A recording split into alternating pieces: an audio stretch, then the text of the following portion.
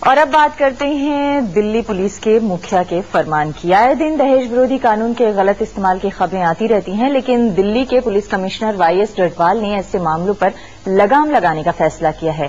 डडवाल ने एक नया सर्कुलर जारी किया है, जिसके मुताबिक अब बिना पूरी जांच पड़ताल किए ऐसे आरोपियों की गिरफ्तारी नहीं की जाएगी। दिल्ली पुलिस आयुक्त YS डडवाल ने एक नया फरमान जारी किया है।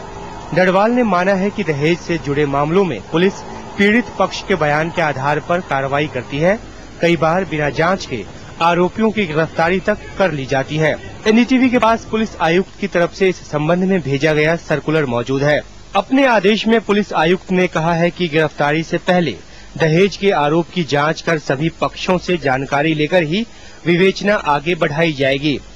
IPC की धारा 406 और 498A के तहत दर्ज किए गए दहेज के मामलों में अब मुख्य आरोपी की गिरफ्तारी ACP की लिखित अनुमति के बाद ही की जाएगी।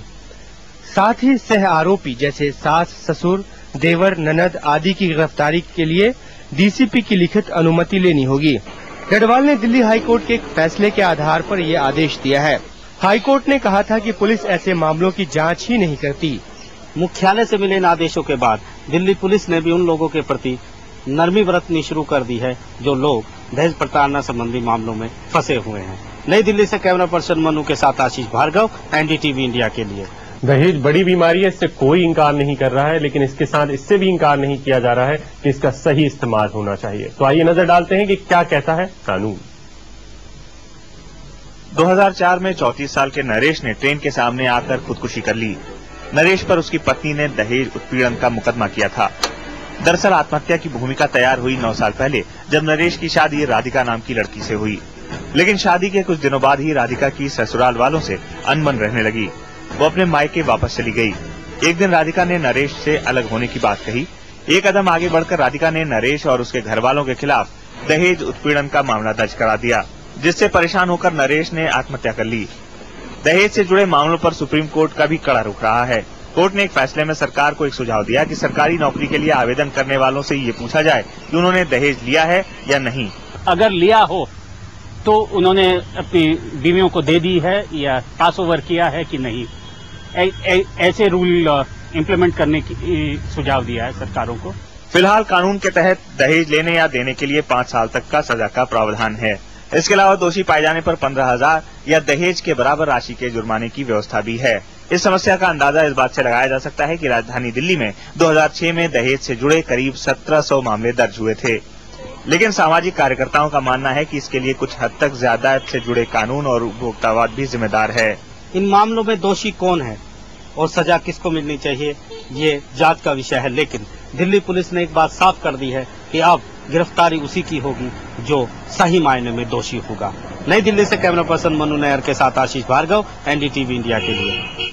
और अब बात उन लोगों की जो अपना परिवार बचाने की मुहिम में लगे हैं। हम बात कर रहे हैं स्वरूप सरकार की, जो अपनी पत्नी द्वारा लगाए गए ऐसे आरोपों के बाद न सिर्फ कानूनी लड़ाई लड़े, बल्कि उन्होंने जीत भी हासिल की और आज वो ऐसे लोगों की मदद करने के लिए सेव फैमिली फाउंडेशन नाम का एक NGO चला रहे हैं।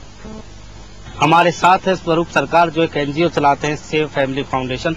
स्वरूप जी, आप बताइए, आप कई सालों से इस काम में लगे हैं, कैसा है ये प्रपोजल और क्या करती है दिल्ली पुलिस?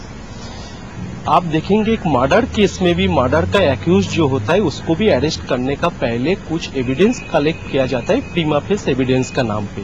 ये केस में नहीं होता है। सुप्रीम कोर्ट ने ऑलरेडी बोला है कि अरेस्ट करना के पावर और अरेस्ट करना दोनों अलग चीज है। आप बिना अरेस्ट किए भी इन्वेस्टिगेशन कर सकते हैं। अभी जो दिल्ली पुलिस कमिश्नर जो सर्कुलर दिया है, इसको अनबायस्ड वे में ईमानदारी से ऑनेस्टली सब लोग इम्प्लीमेंट करने का कोशिश करे।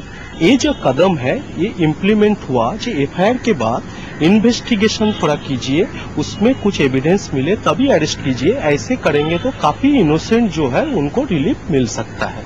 ये थे स्वरूप सरकार जो बता रहे थे, अगर दिल्ली पुलिस अपने इस अभियान को सफल बनाए और जो सर्कुलर जारी हुआ है उस पर काम करे तो काफी निर्दोष लोग बच जाएंगे।